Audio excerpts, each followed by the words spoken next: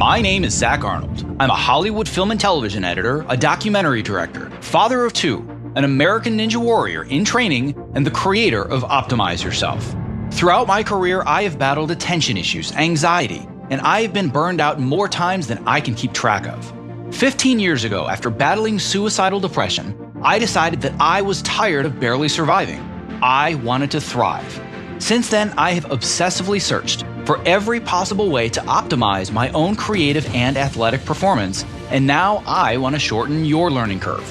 Whether you're a creative professional who edits, writes, directs, or composes, you're an entrepreneur, or you're a weekend warrior who loves to push yourself outside your comfort zone to discover your true potential, I strongly believe that you can be successful without sacrificing your health or your sanity in the process.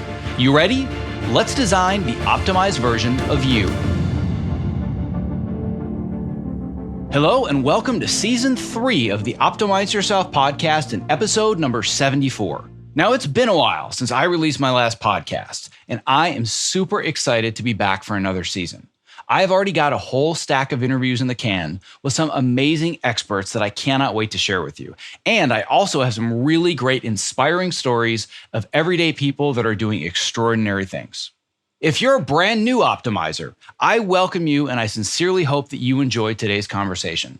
If you were inspired to take action after listening, why not tell a friend about this show and help spread the love? And if you're a longtime listener and an optimizer OG, welcome back. Whether you're brand new or you're a seasoned vet, if you have just 10 seconds today, it would mean the world to me if you clicked that subscribe button in your podcast app of choice. Because the more people that subscribe, the more that iTunes and the other platforms begin to recognize the show, and then the more people that you and I can inspire to step outside their comfort zones to reach their greatest potential. And on that note, my conversation today is with Scott Young. He's the author of the soon-to-be best-selling book, Ultralearning. He's also a writer and a blogger, a programmer, a traveler, and as he puts it, he's an avid reader of interesting things. For the last 10 years, Scott has been experimenting to find out how to learn and think better. He's known for learning the 4-year curriculum at MIT, which, by the way, is one of the toughest schools for science and technology in the world, and he learned it in under 12 months without taking any classes there. He has traveled the world, and at one point, he challenged himself to go a year without English. And in the process, he learned 4 languages in that year: Spanish, Portuguese, Mandarin, and Korean. Needless to say, Scott knows a thing or two about undertaking incredibly difficult learning challenges. And in our conversation, Scott and I discussed the principles that he outlines in his new book, Ultralearning, that you can follow to develop and master this skill, and thus become better and more effective at learning just about anything that you want or that you need to in order to achieve your most important goals. In today's freelance economy, where knowledge is a ubiquitous commodity and employees are essentially disposable and replaceable within days, there is perhaps no more important skill than having the ability to learn new things quickly, to adapt to the ever-changing technology in the landscape that you and I face in this business every single day. And that skill that you need to learn is Ultralearning.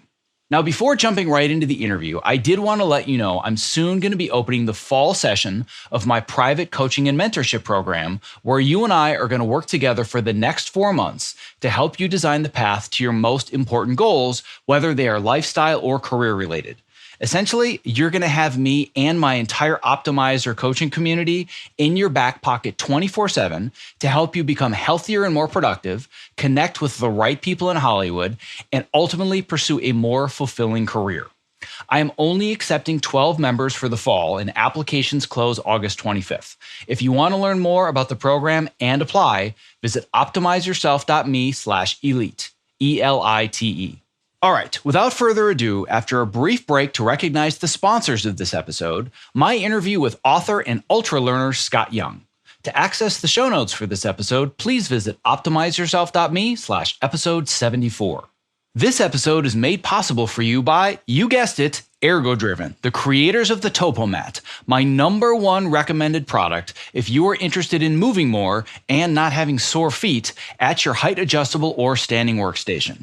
Almost every new person that I meet in this industry starts our conversation with, "Hey, I got a TopoMat because of you. It changed my life. Thank you."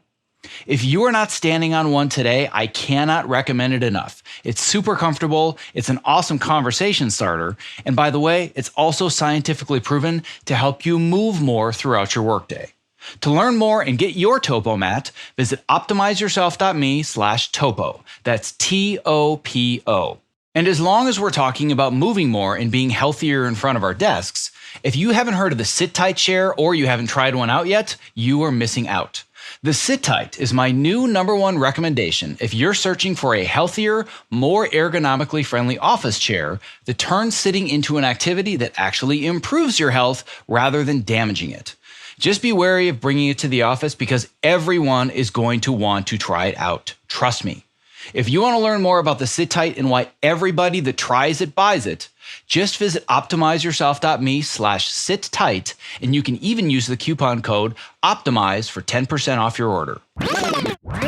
I'm here today with Scott Young, who is a writer that undertakes interesting self-education projects, and I'm going to put interesting in quotes because that is a vast understatement. And he has done things such as attempting to learn MIT's 4-year computer science curriculum in just 12 months. He's also learned 4 languages in a year. He's also the co-instructor of the online program Top Performer, which he developed with one of my fellow productivity spirit animals, Kel Newport.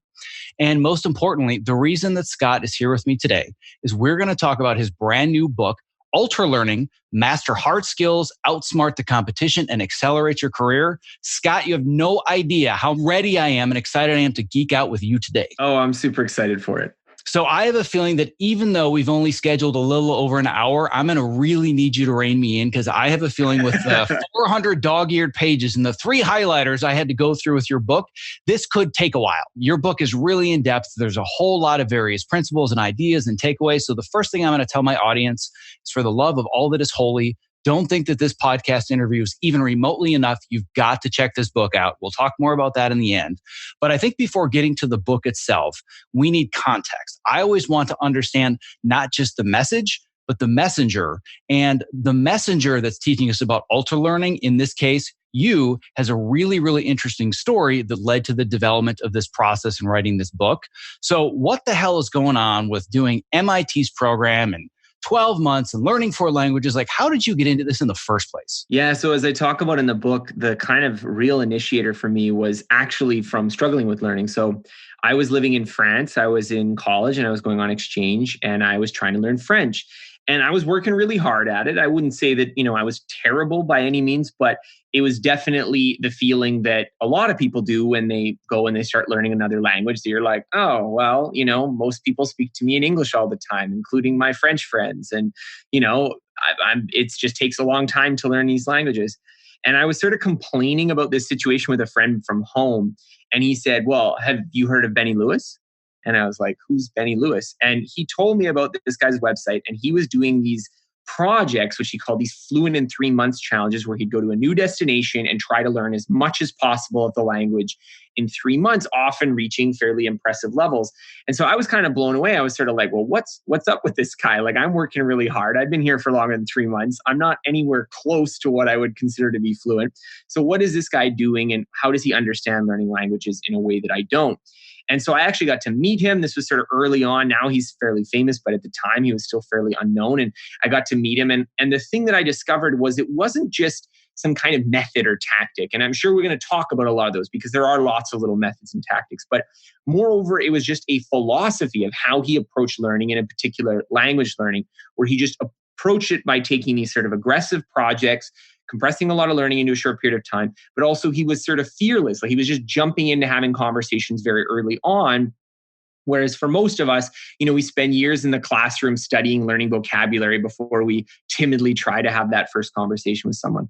And so this was sort of one of my first exposures to this world of ultra learning, or, as I sort of described in the book, of people who take on difficult self-directed learning projects, often with kind of crazy and impressive results.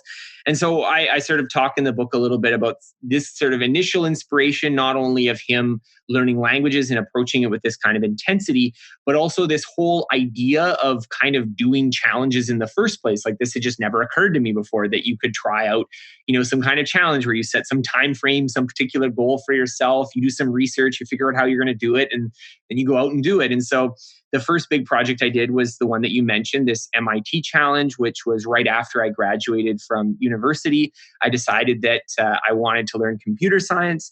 But instead of going back to school and learning computer programming and spending another 4 years and taking out student loans and living in a dorm room and blah, blah, blah, I just decided, what I would like to do instead is MIT has posted a lot of their classes, the resources for their classes, so the lectures, the assignments, the exams, the solution keys online for free. So I thought it would be exciting to try to do it a different way, in this case, by trying to learn it using their free material online. And I set myself sort of somewhat ambitious target of trying to do it in 12 months. So this was sort of my starting point with this. And having done that project, it really convinced me that a lot of the ways we've been taught to think about learning and how to approach projects, that there's a lot of things that we can do that maybe we haven't had that personal experience. So we just think it's impossible for us. And so writing this book was trying to synthesize not only my own story, but stories from other people like Benny Lewis and other people who have done way crazier projects than mine, and try to figure out, well, what are the principles behind learning like this so that other people can do stuff like this too. I find it funny that when you're talking about specifically the project of learning MIT's 4-year computer science curriculum in a year, you kind of laughed it off and said, well, it's somewhat of an ambitious goal. I'm like, somewhat? Seriously? Like doing MIT in 4 years is crazy for most people. And there's such a tiny percentage of people that could ever do that, period. You're like, no, I'm going to do it in 25% of the time. And then you're, so humble. Oh yeah, it was somewhat, ambitious. Sure, whatever. Well, one thing I will say, so I'll make 2 little points about that just to make it clear that it's not just false modesty. So the first thing is that a lot of people think that because only a small percentage of people get into MIT, that only a small percentage of people could learn MIT's curriculum. Those are not necessarily the same facts. So MIT is extremely selective at who they admit, but that doesn't necessarily mean that you couldn't learn from an MIT class, even if you were an average student. Now, whether or not you could do it faster or slower, that's going to really depend on your background and your aptitude and all sorts of other factors, including the method that you're using. But I think it's a misnomer that just because MIT students are super, super smart means that you need to be super, super smart to necessarily learn the content that is taught at MIT. The second thing that I would say as a little sort of addition to that is that part of the reason I was able to do it in a shorter period of time was because of how I decided to approach it. So if I were a traditional MIT student with all the constraints that went with it, I think it would have been very difficult for me to complete it in the time frame that I did. So part of the reason that I was able to complete it faster is because the program that I was doing, the approach that I took, basically reduced and boiled down the curriculum to its essence. So my goal was to pass the final exams and do the programming projects, but that also meant that I could watch the lectures at 1.5 times the speed. And if I got stuck, I could pause it and rewind. And if I was doing assignments, I didn't have to do them perfectly and send them in for grading and get feedback a week later. I could do them one question at a time, following along with the solution to quickly learn from examples. So there were a number of ways that I think that if you take on these sort of ultra learning projects or self-directed learning projects, you can kind of challenge some of the assumptions that you have about how you have to learn things. And that can sometimes mean that you're able to either get what you want faster by omitting things that you don't care about, or even just covering the same material and learning it a bit faster because you can do something in a more flexible way. Well, and I think it's interesting to bring up the word assumptions as well, because when you first hear about this, let's say that we're in a blurb, right? And people didn't have the opportunity to hear your voice and kind of hear the preamble and understand the context. They'd say, oh man, Scott Young must be a genius and Benny Lewis must be a genius. That's amazing that they were able to do that in such a short period of time, but I can't do that. I'm not that smart, right? So talk to me a little bit about that, because I don't want the question for somebody to have, which is the wrong question. Oh, how did you learn MIT in 12 months? It's how can I take those principles and apply them to what I want to learn? And they first need to understand they can do it. Yeah, so I think you're absolutely right. You've hit the nail on the head. If we're ever talking about a specific project, well, of course, there's going to be mixtures of talent and intelligence and things that you can't control. Maybe someone has the opportunity to, spend a bunch of money on tutors and you can't afford that, so it's not going to work for you. Or maybe someone is, just born really, really smart, and so they're going to be able to do things a little better. But one of the things that I found when I was researching this book is that there are a lot of common principles of learning that really apply to anyone. So these are human universals. These are just how our brain works. And it just turns out to me that sometimes by chance and sometimes by design, when you look at these people who are very effective learners, they are just, it happens, it turns out they are following a lot of these principles. So yes, it can be the case that someone is, a little better than you, and that's why they'll learn a little faster. And I think that's particularly true if you have to hold every single constraint constant. So if you have to do it exactly the same as someone else, well, then obviously the difference is probably going to be based on your intelligence. But in real life, because there's so many different ways that you can pursue learning skills, often the method you choose does really matter. And so the best example of that I can give is the language learning. So I was talking about how I kind of came to this in this moment of frustration where I was struggling with French, and I'd been working on it for a while, and I was studying hard. And certainly I'm the same person. I wasn't any less intelligent or more intelligent there, but I was having difficulty with it. And it was recognizing, there were some strategic mistakes I made in how I kind of not only was approaching learning generally with learning French, but also approaching my environment that were holding me back. And so that led to this other project, which you mentioned briefly, which is that I went with a friend, and this friend had no experience learning languages through traveling before. And the two of us, we went to 4 different countries and basically did what I did in France, but instead of spending a year doing sort of, trying to learn it the normal way of learning a language, we were only spending 3 months in each country trying to learn the language. And the way that we were more successful with it is that we used an approach I called the no English rule, which meant that when we landed in a country, we would only speak in the language we're trying to learn with the people we met and with each other.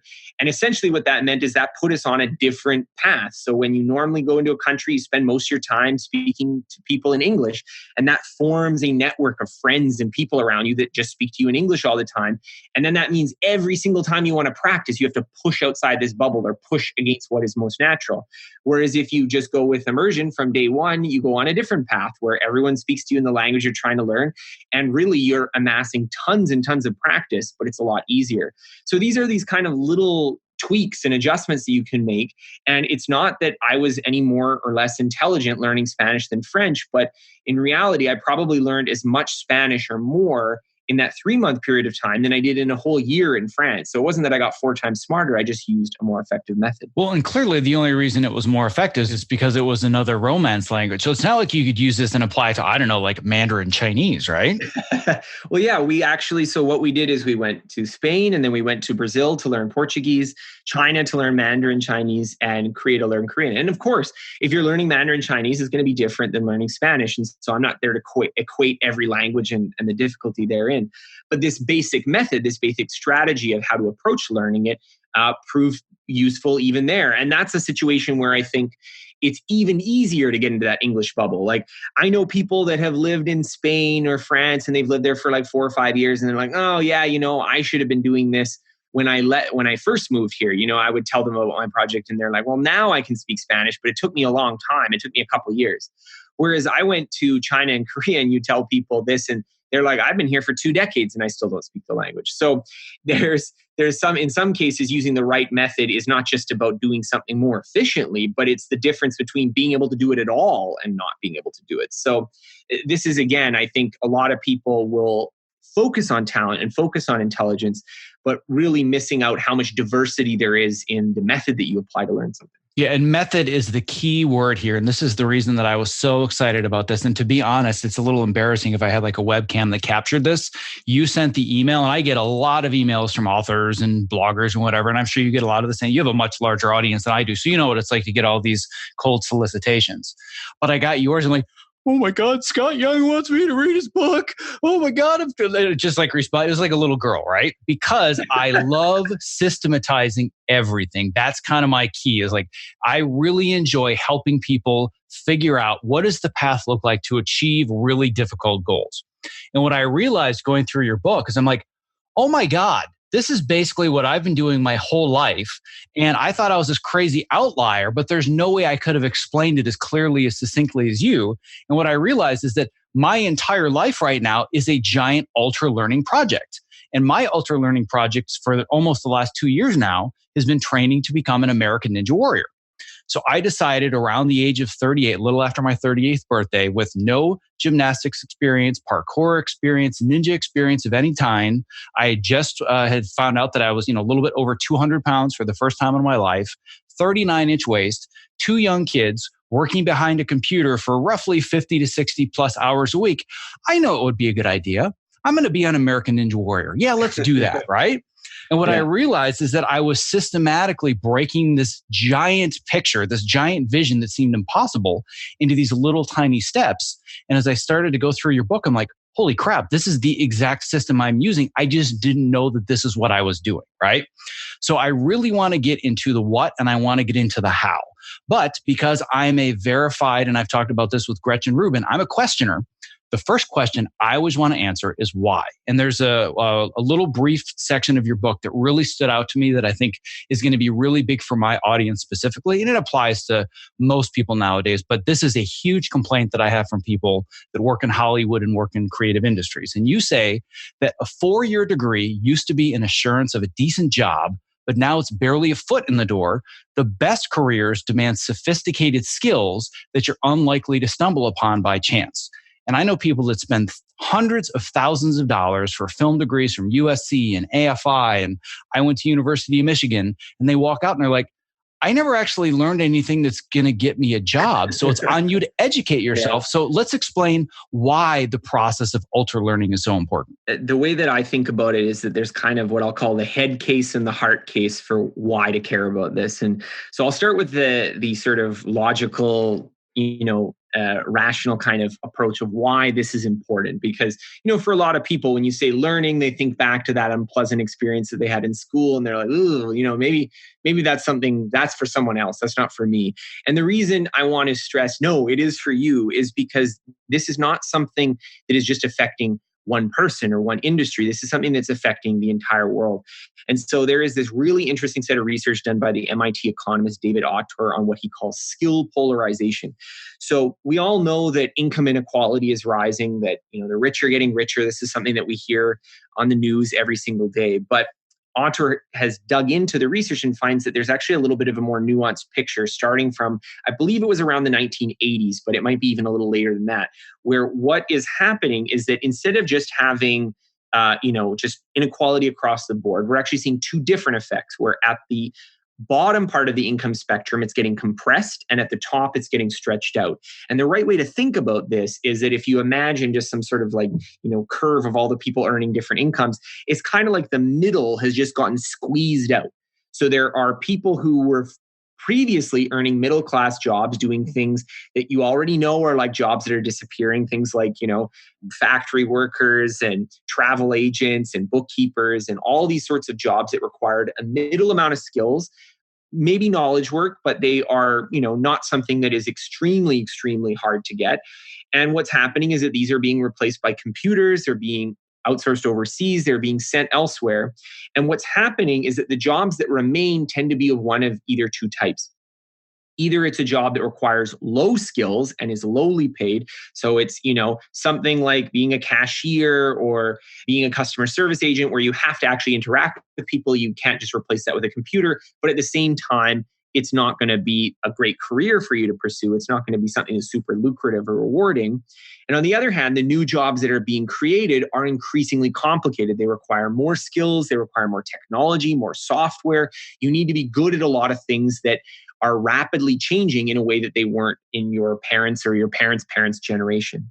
And so this is sort of creating a picture where the economist Tyler Cowen calls it average is over, where being in the middle and this kind of whole idea we have of, the American dream and you can just go to college and graduate. And if you just work hard, you're going to have, the nice house and the 2 cars and the, leave it to beaver kids. And this picture is kind of evaporating because what has been replaced with it is you must either work really hard and be in a position where learning is constant, or you're going to fall out and fall into the bottom. And so this is a little bit of a bleak picture, but I hoped with the book that it might kind of sound the alarm that there is some kind of hope. And that hope is that if you take advantage of your own capacity to learn and you learn how to teach yourself hard skills, then you can kind of stay above water and maybe even thrive in this new environment. And so this is sort of the rational case for why someone should consider ultra learning, is because this kind of ability to teach yourself hard skills is going to be essential. It's not going to be an option for people who want to have a great career.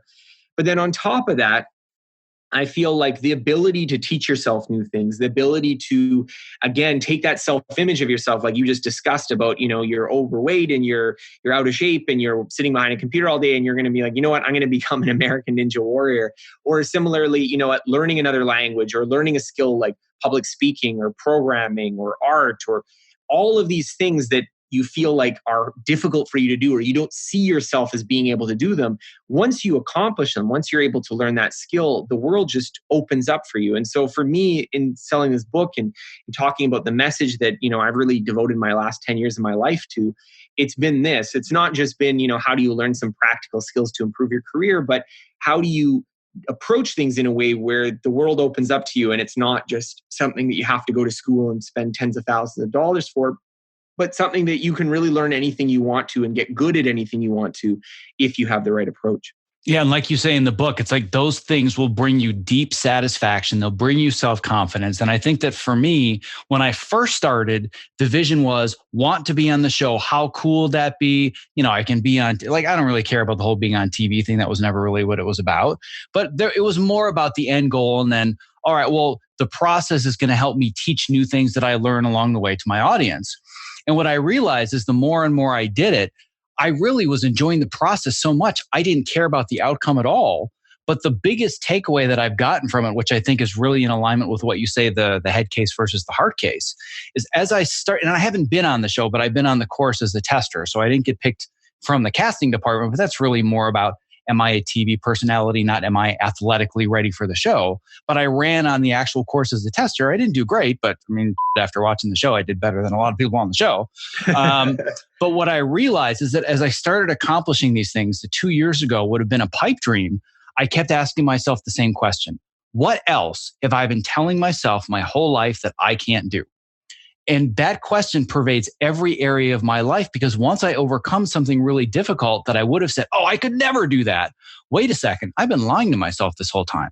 What else can I do now?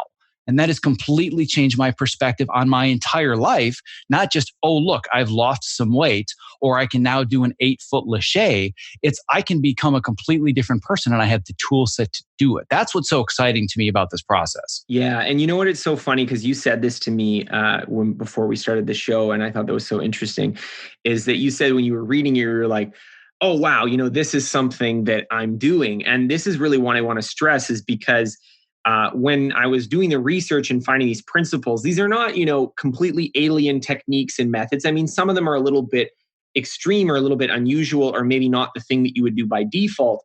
But what I found again and again is that people often read the book and they say, oh, you know what? When I was learning X that they got really good at, I was doing this.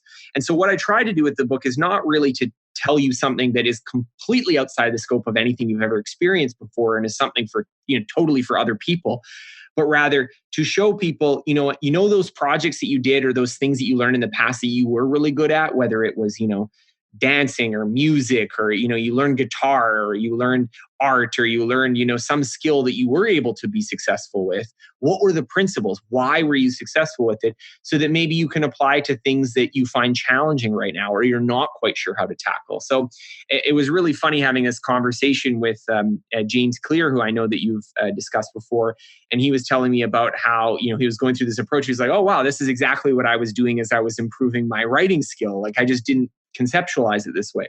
And so my hope is that people will go through the book, they'll see the principles, and they'll see them just as these fundamental ingredients they can use at the process of getting better at anything, not just something, that they can apply to learn some weird subject that doesn't matter for their life. Yeah. And that's why I wanted to bring that up, because I think it can, listening to your story, like again, talking about this idea of, oh, they must be geniuses, these people that are doing it. This is actually very accessible. And I think a lot of people that are interested in furthering their learning skills, and I think for most of my audience, it would be some form of technical or creative skill with software, whether it's learning Avid or Adobe Premiere or, like graphic software, or being a colorist or whatever it is. I know that we constantly have to keep learning new technology and software because it's always changing. But at its core, we're all storytellers. So it's about how can I learn this specific tool to get better at what I'm doing. So if you build homes, well, damn it, they keep coming out with new hammers and new saws. And I'm still a home builder, and that's what I do and who I am. But for the love of God, every week it's a new tool, right? And it's just really hard to keep up with all of it unless you have the system, right? And what I love about this process is it's very accessible. And I think most people will say, oh, in some way, shape, or form, I'm kind of doing a little bit of this, but this is going to make me better because I understand it now, right?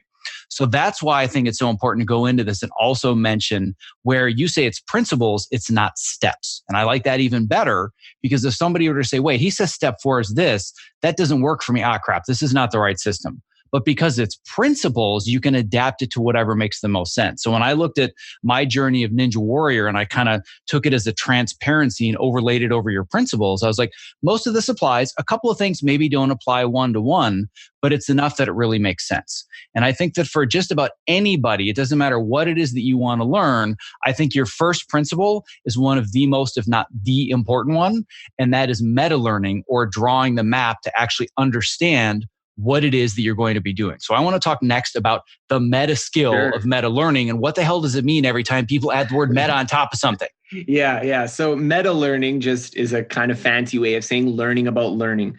And in this case, in this particular principle, the way I'm talking about it is kind of in two different ways. So one is a really simple thing that you can do right now, which is whenever you're going to learn something, spend, maybe an hour or two, depends on the length of the project you're considering or the thing you're undertaking, spend a little bit of time online and just ask, what's the best way to learn it? What books are out there? What classes are out there? What resources could I use?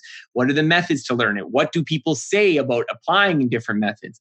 And it's amazing to me how many people gravitate towards the first thing that comes to mind. So they don't do any research. They just do the first thing that comes to mind. And sometimes that's a really good method. And then they learn it really well. And they just happen to have a great teacher, textbook, or instructor, or set of tutorials online, and they were successful and they're, great, I'm so smart.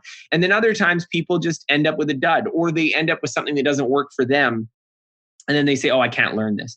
And so one of the first things to do is just to do a little bit of research. The way I like to think of it is a little bit like packing a suitcase for a trip. You don't have to pack your entire house. You don't have like 18 bags when you're going for a weekend getaway. But in the same sense, if you show up and you've got a month-long trip ahead of you and you haven't packed a single item in your suitcase, then you have to buy everything on the road. And that itself can be a frustrating and discouraging process in the experience of traveling. So that would be the first step. The second thing I like to talk about, and I talk about it in the book, is how you can draw a map of what is actually involved in learning this skill. So if we're going to look at something like learning a language, how does it actually break down? What are the things I'm going to have to learn and remember? And what are the things that I'm going to have to get good at? What are the things I'm going to have to understand? What are the procedures I'm going to have to do?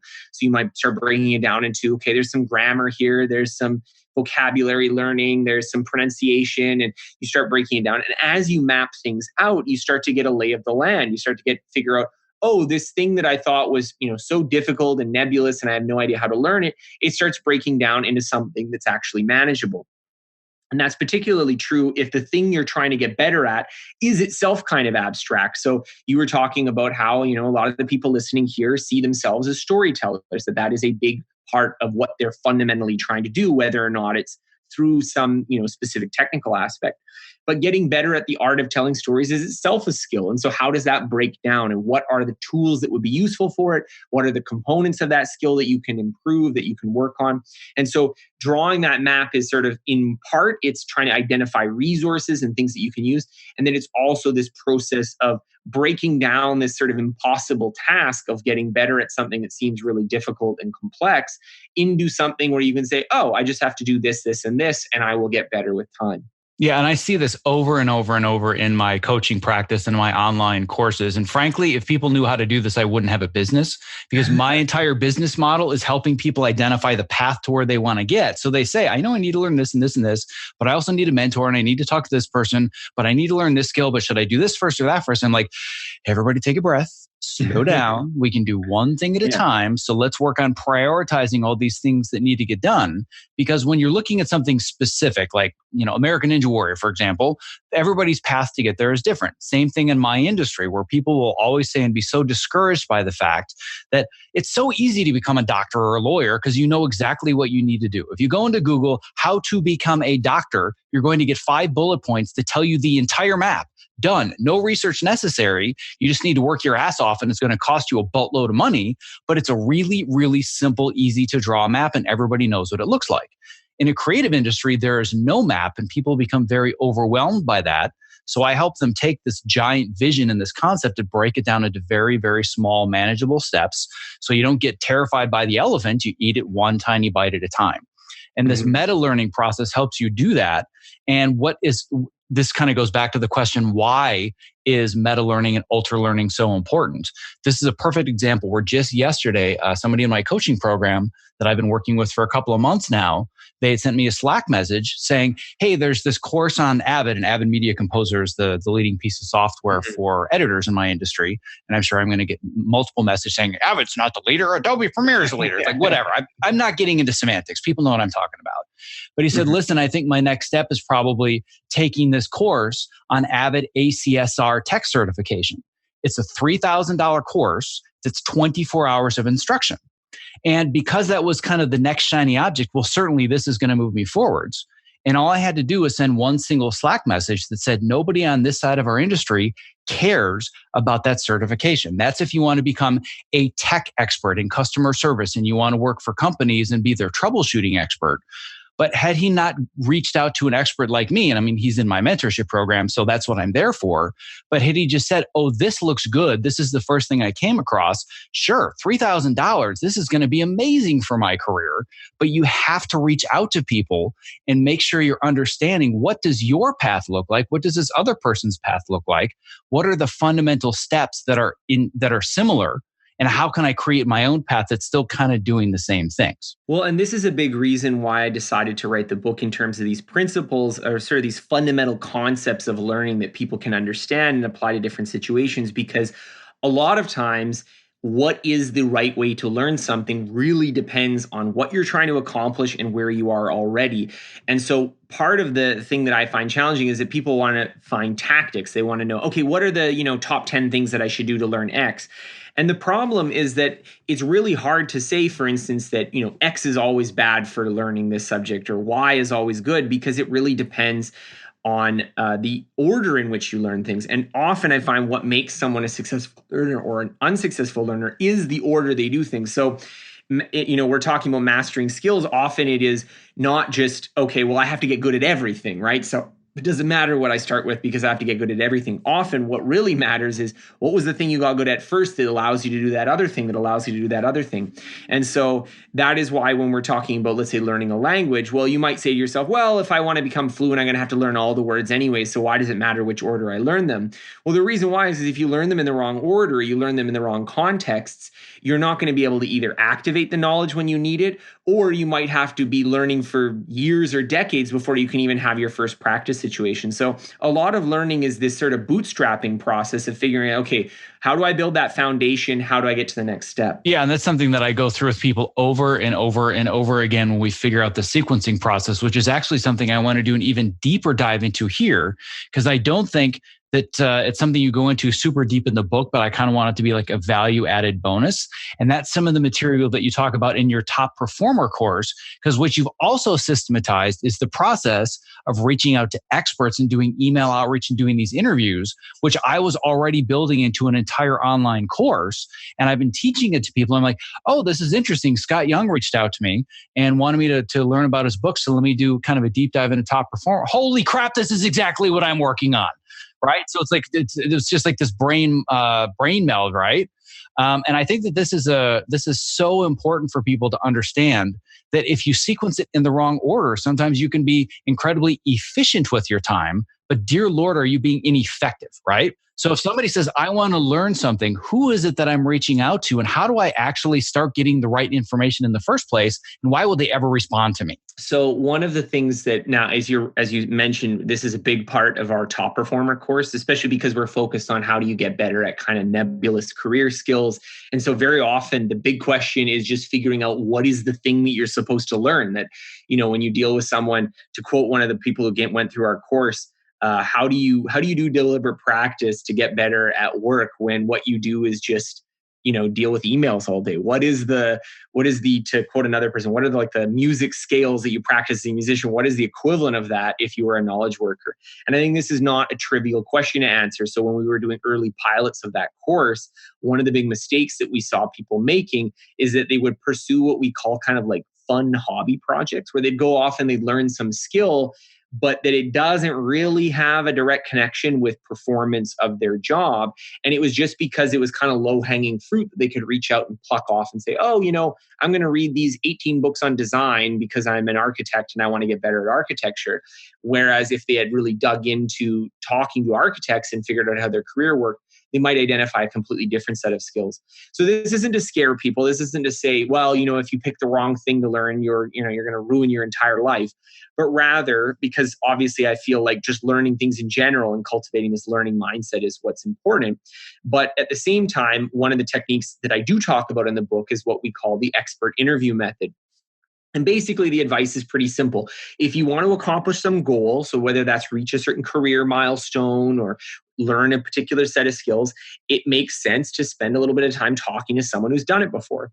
And this is useful for a couple reasons. One, it can dispel some illusions about things that matter and things that don't.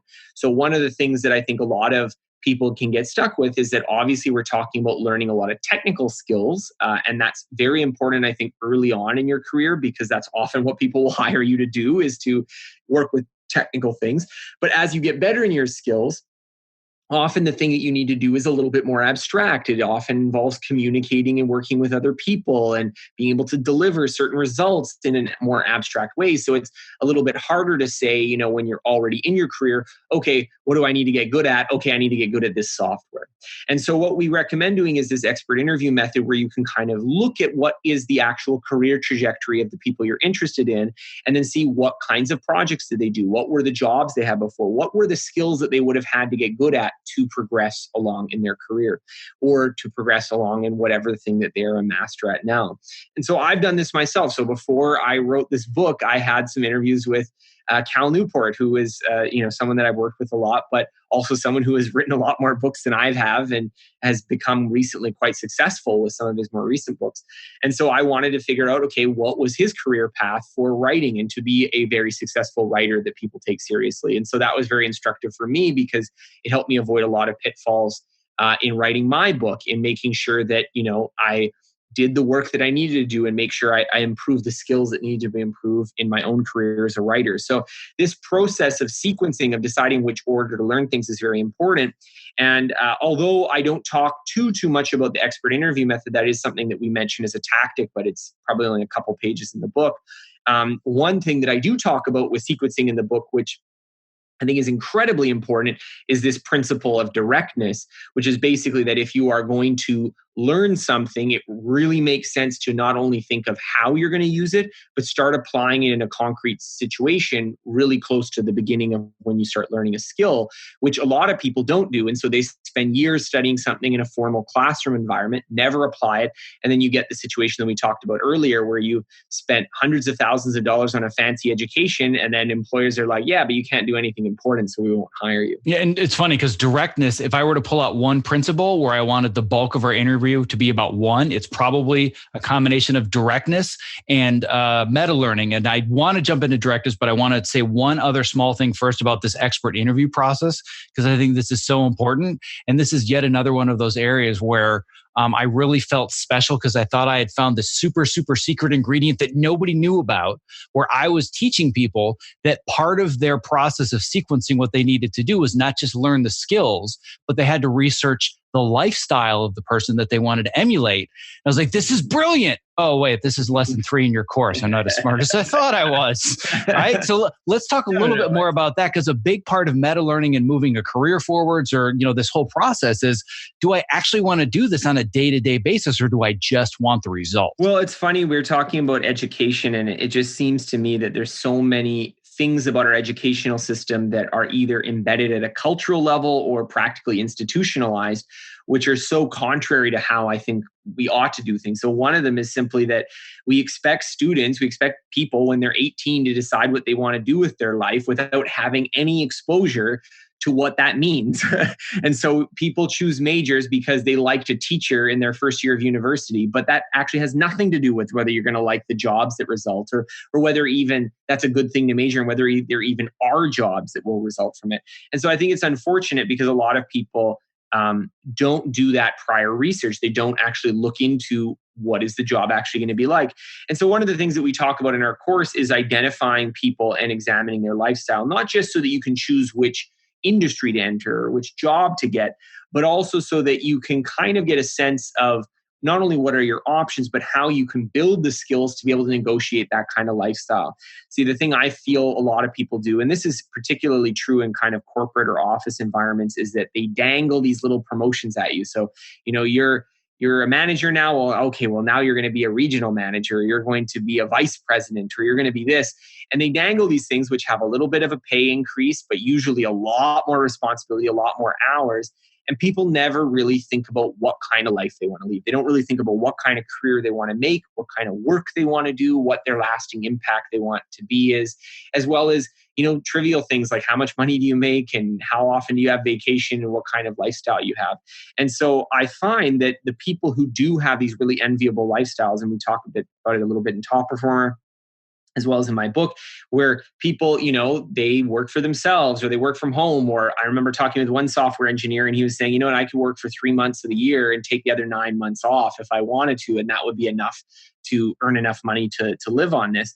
And this is the kind of thing that people think is crazy. How can you take 9 months of vacation a year? But these things are possible if you have skills that are valuable enough to be able to kind of command that respect in the marketplace. And the people who say, oh, that's impossible, it's usually because they're doing a skill or they have a skill level which is easily commodified and replaceable. And so, yeah, they do get treated badly by people because the idea is that, well, we could find someone else to fill your shoes immediately if you don't want to do this work. And this is a process that I've gone through both on a superficial everyday level, but also on a very emotional level. And it's really kind of the core foundation of this whole program. And I've told this story more than once. But I spent my whole life from basically about 9 years old saying, I want to work in the movies. That would be so cool to work on movies. And then I got to college and started to learn about directing and writing and editing. I'm like, ooh, editing, that seems like it's a good fit. And at the time, I didn't realize that it aligned very well with my personality because I'm very introverted. I can get into states of hyper focus fairly easily. And I kind of like to be left alone to do my own thing on my own schedule. So being an editor is perfect. And I'm also very much a high achiever and a recovering workaholic. And for me, it was, well, if I'm going to be an editor, well, then I just need to be the best editor ever and win all the Oscars, right? That was kind of the image in my mind. But as I started to get more sophisticated, get more success, and get to fairly high levels in this industry, I started to meet more people that were in that place where if I had said, you know what, in 10 or 15 years, I can be that person, I started to learn about their lifestyle. And I said, oh my God, I don't want to do this anymore. I would rather see my kids grow up. If my choices are I can be at my kids' high school graduation and say, wow, they have an amazing tuition fund, but I don't think I saw them more than 10 days for the last 10 years. That's not the lifestyle that I want. What I want is to be available to my kids. I want to see them grow up. I want to be home when they get home from school, help them with their piano homework. Well, what the hell does that mean about me as a person? That's not even my identity. I'm supposed to be the guy that wins the Oscar. That was a huge emotional shift for me. But then I said, let me define the lifestyle. All right. Well, it seems like if I'm really big into trying to find some level of work-life balance, and this is something I talk about a lot in this program, what's a way for me to still make a living? And like you said, that 9 months and 3 months thing, I'm now at the place where I edit for 4 to 5 months a year and only take on projects that I'm really passionate about. So the current show that I'm doing, Cobra Kai, is one that I pursued and said, oh my God, I would love to work on that show. And I only do it for 4 to 5 months a year. The rest of the year spent doing the online courses, the online coaching. But even when the online program started, I said, well, what does the lifestyle of this look like? And I had an opportunity to get a fair amount of venture capital and really start to grow this thing. And I had this horrible pit in my stomach thinking, wow, I'm about to get hundreds of thousands of dollars potentially to really build this and build a team and start to do marketing, publicity. Why do I feel like such because this doesn't align with the reason I did this in the first place, because I wanted the freedom and the lifestyle of my time. And it slowed everything to a halt until I really accepted, it isn't about the money or the success. It's about the lifestyle. And the more that people do this lifestyle research that I'm working with, they come to these conclusions that, you know what? I thought I wanted to do this, but I don't. So it's a really, really huge overlooked part of this process that's so important. Well, and the other thing that I also recommend, and so I was talking about this with Cal Newport, because obviously being an academic, which is, one half of his twin careers in writing and academia, is a job that is sort of famously stressful, particularly pre-tenure, is something that, people go crazy, working insane hours. These are really smart people in order to get that, final prize at the end of the tunnel. And what he was saying is he was talking about, I don't remember her name, but it was this academic who basically, she wrote this sort of confessional almost, that she wasn't doing a lot of the things that other people thought that you needed to do, that she wasn't traveling 80 times a year to present in conferences. She wasn't doing everything like that. She was quite limited and conservative with how she used her time. And what I think is kind of interesting from that is that there are always the people who are, grinding and working hard and being workaholics, and they often define the culture in their most visible examples.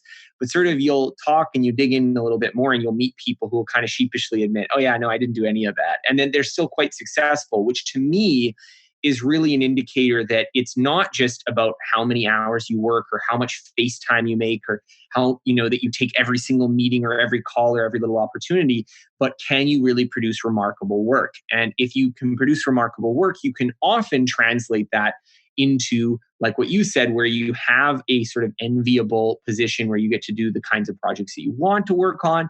And maybe people don't even realize that you have that lifestyle because, again, the culture that surrounds you really promotes this workaholism. So for me, a big incentive for Ultralearning and doing this kind of work is also focusing people on how do you actually deliver remarkable value in ways that don't just involve you working 80-hour work weeks. How can you be a value contributor because you can do things other people can't do, not just because you will work harder than everyone else? Yeah, and that's one of the things that I hate about the kind of the productivity industry in general, I guess, for lack of a better word, is it's always about increased efficiency and better systems and getting more done, but it's never really about being effective. And for some people, it is about being effective, but for most, it's about being efficient. And like you said, you look at somebody from the outside and they just assume, oh, well, you're the Trello guy and you teach all these Trello courses on systems and you work on all these shows. Like, how do you balance it all? It's like, well, because I only edit for 4 months a year. Like with television, it's not like they're seeing the process, they're just seeing the end result.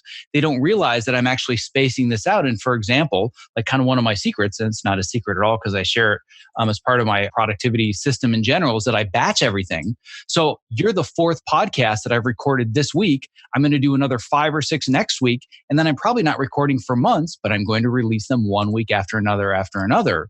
So again, if somebody were to interview me about the lifestyle of being a podcaster and an online coach and an editor all at the same time, I don't do them all at the same time. That's kind of the key. And again, it's why I keep harping on this idea that the research in interviewing potential mentors, researching experts that have done what you had before you have is so vitally important.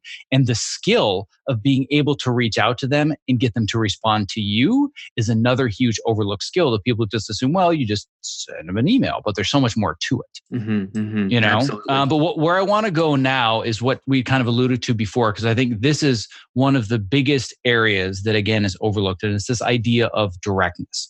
And this is one where, if you don't mind, I'd love you to kind of paraphrase the story that you have in here, because I swear to God, if you replace the word architect with film editor, it's the exact same thing I see in my industry. So I can't pronounce his last name, but is it Vatsal? Well, he goes by Vat Jaswal. So I would love you to kind of paraphrase his story, because every film editor would be like, oh my God, I totally get this problem. So this is so funny because this is a good friend of mine. This isn't like some person I trekked in the jungles to find. This is just, I know this story so well because I was there when it was happening about a decade ago.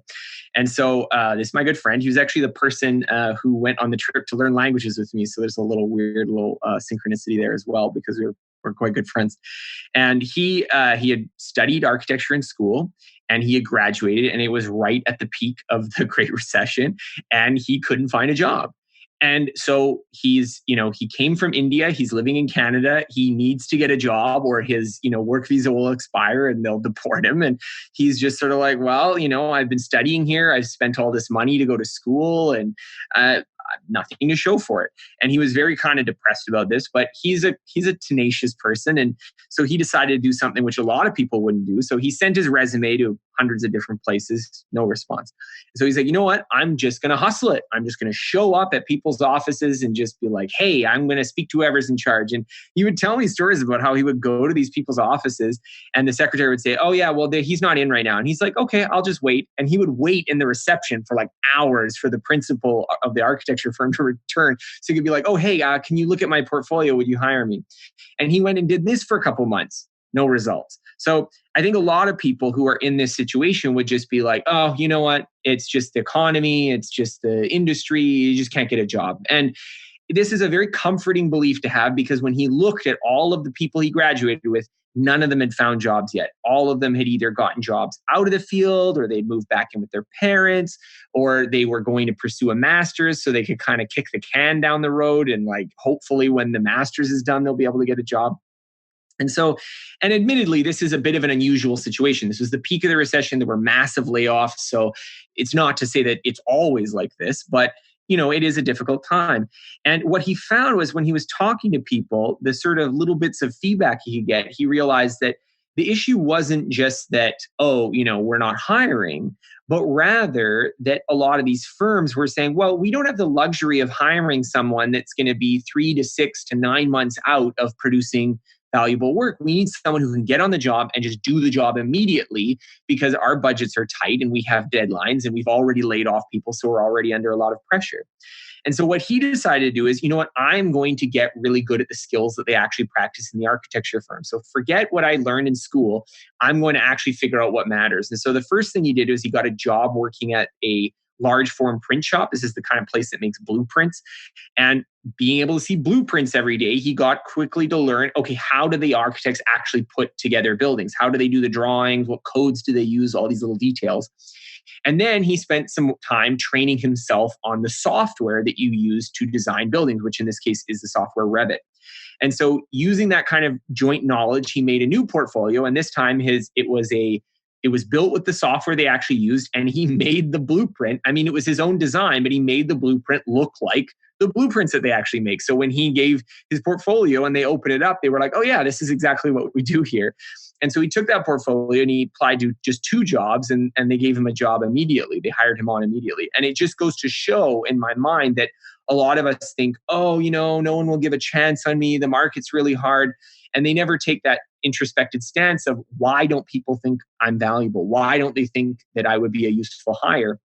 And that if you go out and acquire those skills, it will make you a useful hire. There's always people who want to hire you.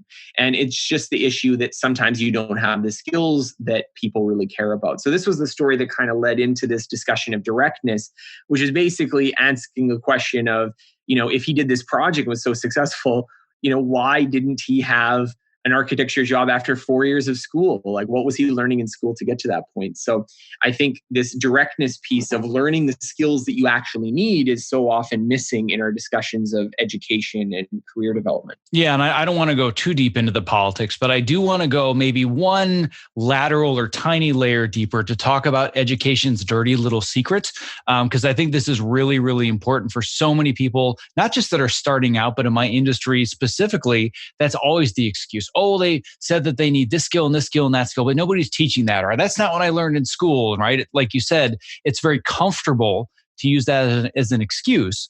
But the strategy that I teach is, most people are going out into the world trying to find a job or build a career using a shotgun. They're taking the shotgun approach. I teach people how to become snipers. How do you use a sniper rifle and get so laser sharp specific that you are wrong for every job except the one that you are perfect for? And they're like, oh my God, where did you come from? You're perfect. That's how I've made all of my transitions from various sectors of the industry, where everybody says, oh, you can't make a transition from trailers to doing features. You can't go from doing features to TV. You certainly can't go from being a TV editor to being a health and wellness resource. Like, that's crazy. Oh, wait, you've done all that. Oh, never mind. But it's because I use this sniper approach and I'm so specific. So let's talk about what education's dirty little secret is and how it applies to directness. So this was actually one of, obviously when you look into research, sometimes you find a study or two that supports a finding. This was just amazing because I had read this great book by Robert Haskell. I believe the title is called The Transfer to Cognitive Skill. And it just goes through over hundreds of pages, just countless studies which show that something we expect of learning, that if you learn something in one context, you will be able to transfer it to another context, that this is much harder than most people think. And we have decades of research and study basically attesting to that fact. So one of my favorite studies of this is that one study found that students who are economics majors did not do better on questions of economic reasoning than non-economics majors. And I mean, this isn't even really far transfer. I'm not saying, I'd expect economics students to apply it to, I don't know, working at a company or something. We're just talking about, can you even reason with the mental tools that you've been taught in school? And so this lack of transfer, this difficulty of transfer is pervasive throughout it. And the reason why I believe is that we kind of have the wrong mental metaphor when we think about learning in the first place. So this actually goes back about 100 years. And you know that in the old days, often what they would teach is not terribly useful subjects in school, things like Latin, geometry. These were the common subjects of the day. And it's easy to laugh at that. Like, why teach Latin? It's, being a tradition and whatnot. But really, I did actually have a hypothesis behind it. And the hypothesis was that it didn't matter what you taught people, that the brain was like a muscle. And if you lift weights with the muscle, you can go lift other things. And so the idea is that if you teach kids how to learn Latin, they will be better at learning other languages or better at memory or better at reasoning. And this was a sort of so-called formal discipline approach to learning. And what we found is that actually learning is extremely specific. So when you learn something, it tends to not only be very specific so that it doesn't transfer to other facts or areas very easily, but also that it tends to get stuck in the context that you learn it. So even if it's exactly the same skill, if it is a different context, you may not activate the knowledge in that situation. So one example I like to point out, which is, pretty trivial, but I think really illustrates this difference, is that I was working with someone and they weren't a trained accountant. And we had this issue where we were supposed to be charging sales tax on top of our purchases, but our software wouldn't let us do that. So we had to kind of like work backwards and calculate what sales tax we should have owed. And it was a little bit complicated. And he was saying, okay, well, the sales tax, let's say it's 12%. He was saying, well, 12%. So if we charge $100, then that meant the sales tax was $12. And I was like, well, no, actually not, because you have to do that kind of like 1 plus X is equal to the thing is equal to $12 and then sort of divide it out, because really the purchase price is a little less than that. So it's not actually, it's a little bit more than $88. It's a little bit less than $12, we have to admit. And the thing was, as soon as you write out the little math formula, he knows algebra. This is something you did in grade 8, and he could just figure out what the exact price is. The difference is that he didn't recognize that he needed to use that knowledge in this situation. And so a lot of transfer is that our knowledge, even when it is useful in that other context, it stays welded to the situation that we first learn it in, and it's difficult to pry it off. And so very often when someone has achieved mastery or achieved this level where they can just see hidden connections between things and apply knowledge to diverse domains, it's often because they've actually learned tons and tons of specific things. And so when we're talking about directness, the right way to think about it is that whatever skill you're trying to master, you need to pin it down to a concrete situation that you actually care about, or very likely it will stay inert in that kind of chamber of knowledge where it doesn't actually impact the real world or the real work that you're doing. Well, and I think the other trap that people fall into is the difference between acquiring knowledge and actually practicing and creating skills, right? And that's kind of what this whole idea of directness is. And the parallel, once again, going back to Ninja Warrior, it would be no different than me saying, well, I'm going to read these 10 books that talk all about the process of training for difficult sports. All right, I think I'm ready to go, as opposed to, I've got no flipping idea how to do this, but I think what I'm going to do is I'm just going to start going to ninja gyms and I'm going to watch the ninjas train. And then I'm going to approach one of the ninjas and say, hey, how did you get here? Right? So going back to this expert interview process, but instead of him just giving me a bullet point list of all of his skills, I started training with him every single week. But it wasn't a matter of, oh, wow, this is too hard for me, I can't do it. It was, hey, I can't do this yet. Break this down into small pieces. And then I would train every single one of those pieces very directly, which kind of takes us to this next idea of drilling, right? So you want to drill specific skills as opposed to, I'm training for Ninja Warrior. It's like, no, actually, I'm not. Right now, all I'm doing is drilling skills that are going to give me more forearm strength in my left hand. That's it. right? So let's talk a little bit more about drilling, because I think this is a huge part of the directness approach. Absolutely. So there's an interesting interplay between the idea of directness and drilling. So the analogy I would like to think of is that like directness in basketball is playing basketball games, and drill is doing layup drills or passing drills or shooting drills. And the problem is not that, again, this goes back to our idea of sequencing, very, very important, is that you can go to a classroom that what they are doing is effectively giving you a kind of drill, right? Like you can think about language classes where they get you to work through grammar exercises. And so it's easy and tempting perhaps to say, oh, Scott, I remember that podcast. He said that we have to learn directly, so I should never do a grammar exercise. And that's not really the lesson I want you to take from this podcast. The idea is that if you only do the grammar exercises and you never do any work to try to integrate it back into the real situation, you might have this kind of inert little bubble of grammar knowledge that never makes way into your speaking and never makes way into your actual ability to use the language you're learning. And so one of the things I want to stress when I'm talking about this is that, books and classes and learning from those kinds of static resources, there's nothing wrong with that. The important thing is just to view them as being supplementary activities that allow you to get better at practicing rather than being the entire activity of learning.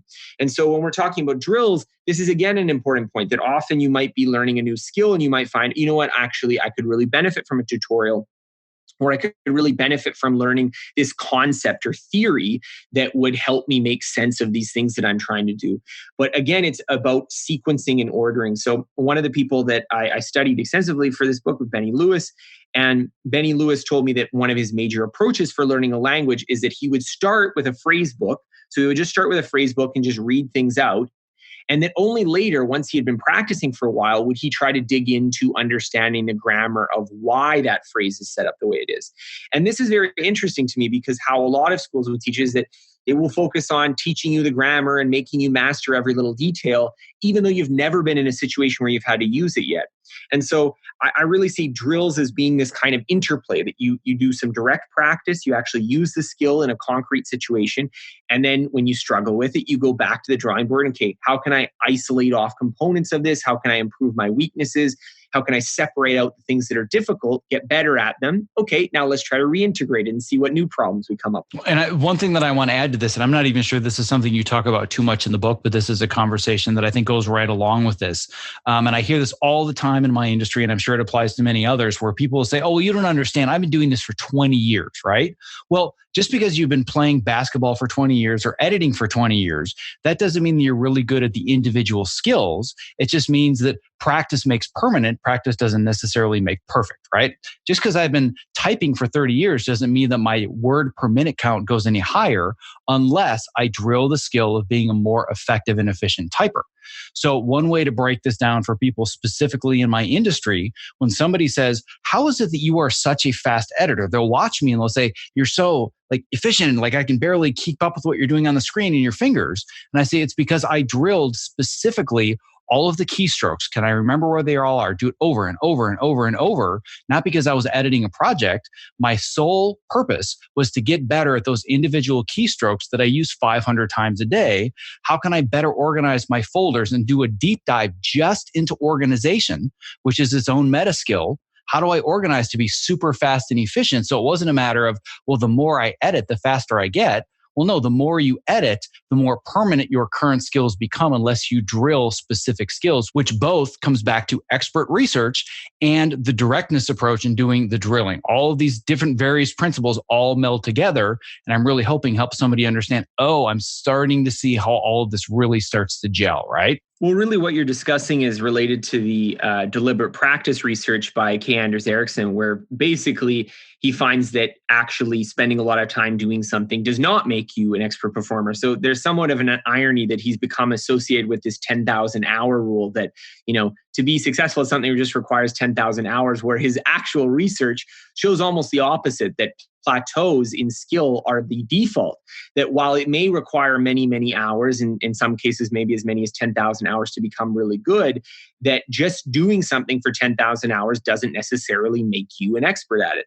And so one of the reasons for this, and this is sort of my own kind of private sort of understanding of this theory, is that our brains don't really like to learn. That what we like to do is have some sort of adapted solution that works for us. And when it works, and there's no major problem with what we're doing. We just kind of stay in that zone of adequacy. So that means that you often, when you're learning a new skill, there is a sharp learning curve in the beginning as you are not doing it adequately. But then once you are doing it adequately, you tend to just kind of stay on this plateau for a long period of time. And that it's only through new environments or new positions or new requirements that you get provoked up to new areas, or as we are talking about right now, new drills or ways of isolating it and focusing on this kind of deliberate practice or deliberate improvement.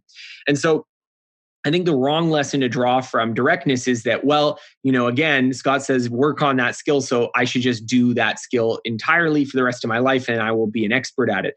Because while that's certainly very important and that's a key foundational ingredient, it's also not the case that just by doing something over and over again, you get better. Because if what you're doing is adequate, very often improvement doesn't follow because you can kind of just get away with the ineffective way of doing it. And you don't actually have to break it down and do something harder. So drilling is definitely an important part of that step, although there are other things that are important, I think, for reaching that next level. Yeah, and I see this every single day in my industry. This happens all the time where I jump from show to show to show, and I'll work with multiple people on a team. And I'm certainly not going to name any names, but I will have people where I'll see the name on the team and I'm like, oh my God, I can't believe I get to work with this person. They've worked on some awesome shows. And then I start to see their process or even see the results of their process before other people have given them notes and improved it. And I'm like, oh my God, you're a mess. Like, what in the world? And it's just because they continue practicing the same things over and over and over, but they're not honing them, refining them, and drilling them, right? So that's just kind of an aside. So all of this is fantastic, but there's one secret ingredient, which I think is really the meta skill that everybody should learn, no matter what it is that they want to do in their life, whatever the goal is they want to achieve. And really, the biggest reason that I took on American Ninja Warrior was not for the goal itself, but to learn the process. What do you have to do to become hyper-focused on something that seems so seemingly difficult? There's no real practical way to get there.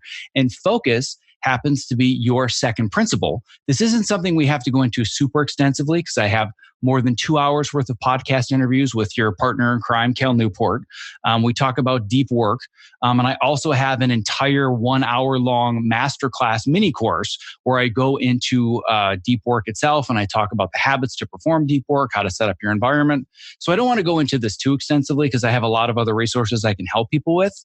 But if we were to do all this research, we understand here are the skills that I have to learn. I'm going to be direct and I'm going to drill. None of that really matters if you're distracted and scattered all the time. So let's talk about sharpening the knife. Right. So, yeah, obviously, if you're going to learn something, you need to devote time to it. And I think, especially for the kind of learning that I talk about in Ultralearning, where you are doing things that are somewhat cognitively more difficult and that this is often much more effective, so you will get results more quickly. However, it's also something that's incompatible with, well, I'm going to do some Ultralearning while I'm also doing 8 other things. I've got the television on in the background. I'm juggling 3 other tasks. I'm only using 30% of my mental bandwidth to actually do it. And so I found that, obviously we can talk a lot about how you can eliminate distractions and schedule your time. And I think a lot of your listeners probably are already aware of that. Instead, I'd like to focus on 2 ideas that maybe they hadn't thought about as much, but I think are super important. So the first is the role that emotions play in focusing. Because when we're talking about focusing, very often it's that we know we need to focus, but we don't. So we procrastinate, or we're in the middle of doing something that we're learning hard and we're working on it, and then we get distracted and we don't pick it up. And so the real skill that I'd like to develop is thinking about your own emotions and your own feelings about learning and how these can often impede you and prevent you from getting started or prevent you from continuing. And so when we're talking about these, one of the things that I think is a very important tool is to create systems in your life that will encourage you to do the things that you care about. So an example, when you're learning a lot of skills, very often the most difficult part or the most frustrating part is getting set up. So this is certainly true if you're learning, let's say, a programming language, if you're learning to speak a new language, if you are learning something like, painting, for instance, you actually have to buy the paints and get everything set up in the easel and put out the paper and get the brushes and whatnot.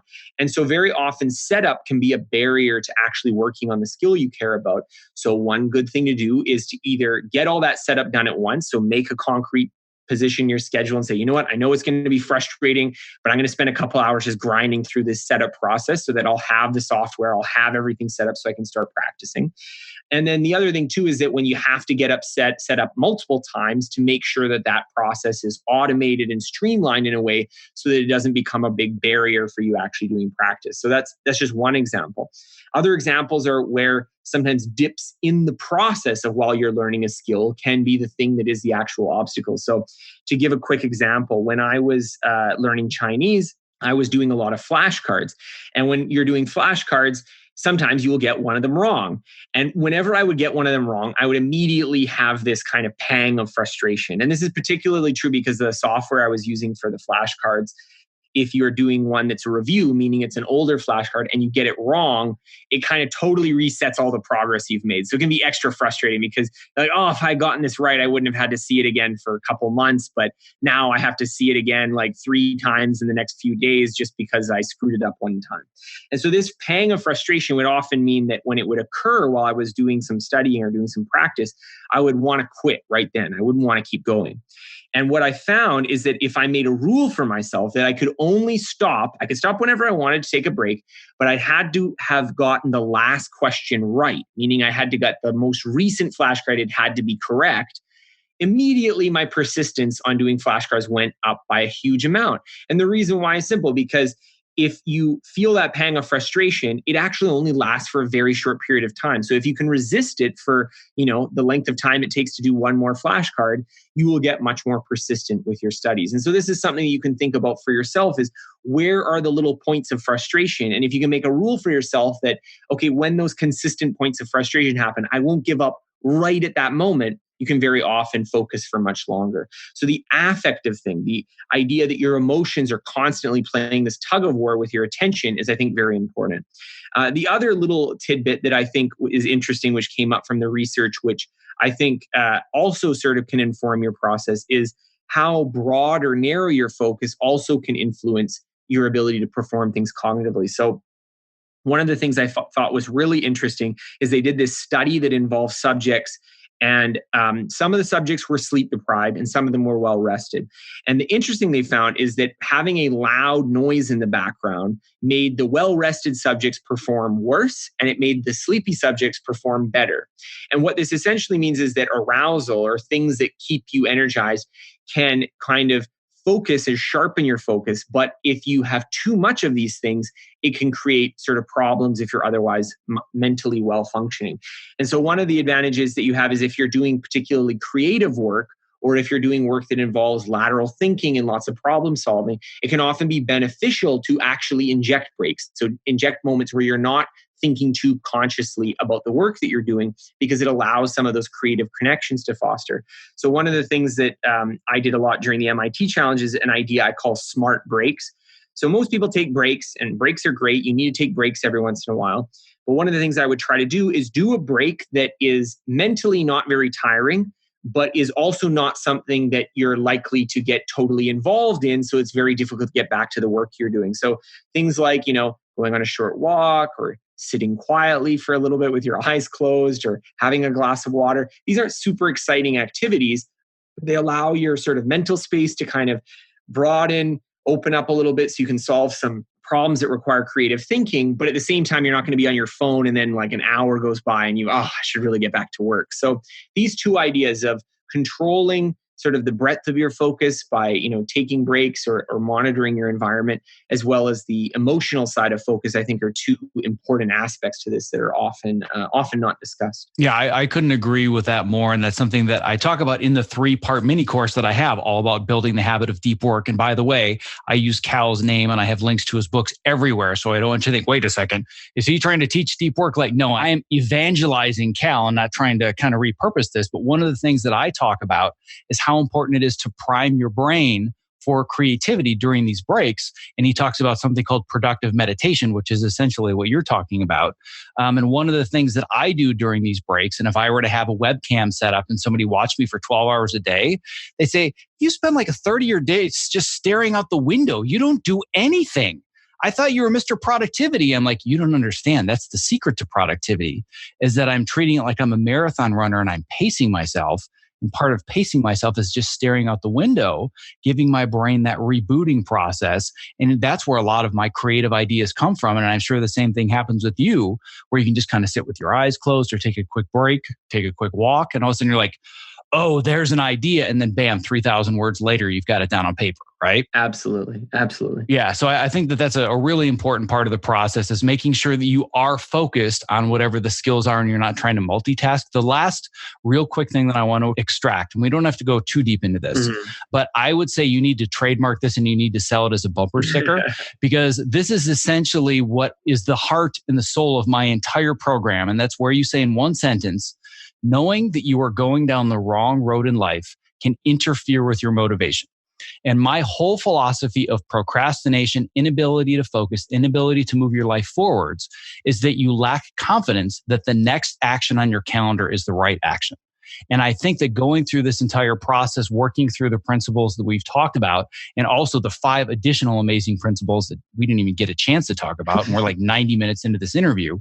But I feel like knowing what that next action is on your calendar and having that confidence, that's the difference to being able to focus or not being able to focus. And that's why I think these principles are so important. Absolutely. And, I think that's one of the things that can often impact people is there's always going to be uncertainty and doubt. You're never going to have 100% confidence that you're doing the right thing or that you're doing things the right way. But I think it's often useful, like we've talked about lots of different ideas like this expert interview method and doing some meta learning research and other tools like this, that if you stay in touch with books and ideas and you are informed about a lot of these things, it can give you kind of this space that it can give you that confidence that, well, even if the thing that you're doing right now is not necessarily the perfect thing that's going to make everything work out for you, you've at least done your homework. And so I think that that's true whether you're embarking on a big learning project or a big move for your career, is that if you've done your homework, you've read some books, you have some ideas, you have a good basis for what you're working on. It doesn't mean that everything is always going to work out for you. And it doesn't mean that you're not going to make any mistakes, but it does mean that you have a lot more confidence in what you're doing, which I think makes it a lot easier to work on it.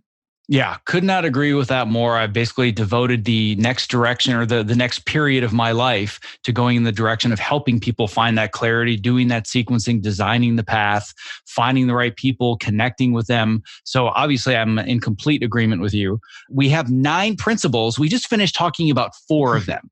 So I want to emphasize to my audience that there's way more to learn than we've talked about in this interview. So my goal was I want somebody to listen to this and say, oh my God, this blew my mind.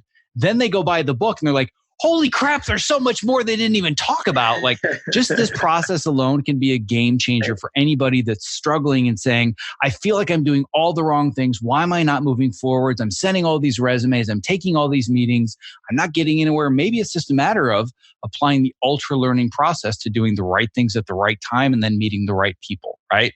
So if they want to go deeper, how can they find you? How can they find the book? So the best way is to go to my website, which is scotthyoung.com. That's SCOTTHYOUNG.com. There I've got links to the book at all the major retailers. It's going to be published by Harper Business, so it should be available at Amazon, Barnes & Noble, any online place that you get your books, and hopefully also in some bookstores as well. And I highly recommend you can also check out the book on Audible. I know a lot of people who listen to podcasts prefer to listen to the book than to read it. And it is narrated by yours truly. So if you've enjoyed listening to my voice for the last hour, then maybe you'll enjoy listening to it for a little bit longer as I read you the book. And I may end up listening to it twice. Just now that I've read the advanced copy, I may just go back and listen to it just for fun. Yeah, and so if you check out the book and check out my website, I would definitely appreciate that. And I think anyone who has taken some ideas, some inspiration maybe from this podcast, or decides to take the next step and read the book, I would be really interested in hearing what kinds of career enhancing Ultralearning projects you come up with. So please contact me if you apply any of the ideas of the book. It's definitely something that I'm keeping an eye on to hear how people are approaching learning in their own lives and professions as a result. Well, this has been absolutely fantastic. I mean, I've had so much fun doing this. I hope that you've had fun doing it as well. And I know that everybody listening will very much appreciate it. So thank you so much for your time and for being here today. Oh, thank you so much for having me. Thank you for listening to episode 74 of the Optimize Yourself podcast. To access the various links and resources that we mentioned, just visit optimizeyourself.me/episode 74. As a quick reminder before you go, I did want to let you know I'm soon going to be opening the fall session of my private coaching and mentorship program, where you and I are going to work together for the next 4 months to help you design the path to your most important goals, whether they are lifestyle or career related. Essentially, you're going to have me and my entire Optimizer coaching community in your back pocket 24/7 to help you become healthier and more productive, connect with the right people in Hollywood, and ultimately pursue a more fulfilling career. I am only accepting 12 members for the fall, and applications close August 25th. If you want to learn more about the program and apply, visit optimizeyourself.me/elite, ELITE. Thank you for listening. Be well. This episode was made possible for you by, you guessed it, Ergo-Driven, the creators of the TopoMat, my #1 recommended product if you are interested in moving more and not having sore feet at your height adjustable or standing workstation. Almost every new person that I meet in this industry starts our conversation with, "Hey, I got a TopoMat because of you. It's changed my life. Thank you." Listen, standing desks are only great if you're actually standing well. Otherwise, you are just fighting fatigue and chronic pain.